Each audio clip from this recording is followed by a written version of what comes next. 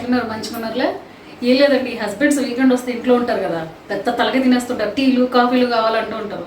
ఈరోజు నాకు కూడా అదే ప్రాబ్లం. మా హస్బెండ్ ఇంట్లో ఉండేసరికి టీ కావాలి, కాఫీ కావాలన్నారు. అవన్నీ అన్హెల్దీ కాబట్టి నేను మంచి లెమన్ టీ హెల్తీగా ఉంటుందని చెప్పి అది తయారు చేద్దాం అనుకుంటున్నాం. మా హస్బెండ్ కూడా మాట్లాడతారు, విందాం ఉండండి. మీరు లెమన్ టీ ఓకేనా మీకు? మామూలుగా నార్మల్ టీ పెడతావు కదా, మరి లెమన్ టీ ఎందుకు పెడుతున్నావు? ఎన్ని టీలు తాగుతారు రోజుకి? అందుకని లెమన్ టీ అయితే హెల్దీ. టీ నార్మల్ టీ అనుకోండి, అది అన్హెల్దీ కాబట్టి. ఓకే, జస్ట్ చూద్దాం. సరే చెయ్యి. మామూలుగా నార్మల్ టీ అయితే చాలా బాగా చేస్తావు కదా అని అడుగుతున్నాను, అందుకని. నేను లెమన్ టీ చేస్తా, అది కూడా సూపర్గా చేస్తా, చూడండి. Okay right.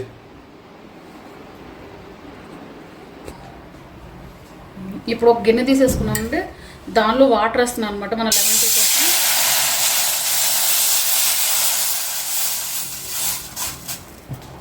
అది నేను 2 మనుషులు సరిపోయే లెమన్ టీ పెడుతున్నాను క్వాంటిటీ. ఇప్పుడు వాటర్ వేసేసిన తర్వాత అందులోనే షుగర్ అనమాట, ఇది బ్రౌన్ షుగర్. ఇది నేను 2 స్పూన్స్ వేస్తున్నాను. ఇది మనకు బాగా మరగాలి.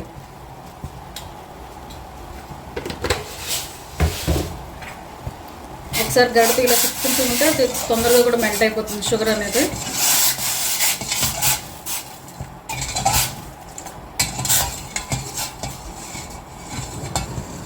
మనకి ఇప్పుడు ఈ షుగర్ సిరప్ అనేది బాగా మరుగుతుంది కదా, ఇదే క్యారమలైజ్డ్ అయిపోతుంది అనమాట. ఇలా ఉన్నప్పుడే మనం ఇందులో కొంచెం టీ పౌడర్ యాడ్ చేసుకోవాలి.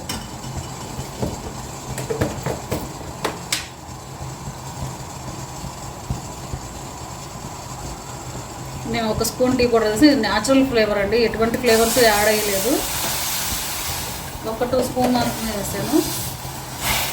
టీ పౌడర్ వేసినా దీన్ని ఇలా కలుపుతూ ఉండండి.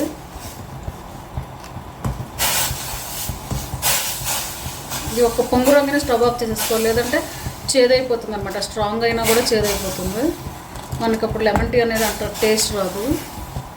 దీన్ని ఇలా కలుపుతూ ఉంటే ఏంటంటే టీ డికాషన్ అనేది కిందకి దిగుతూ ఉంటుంది.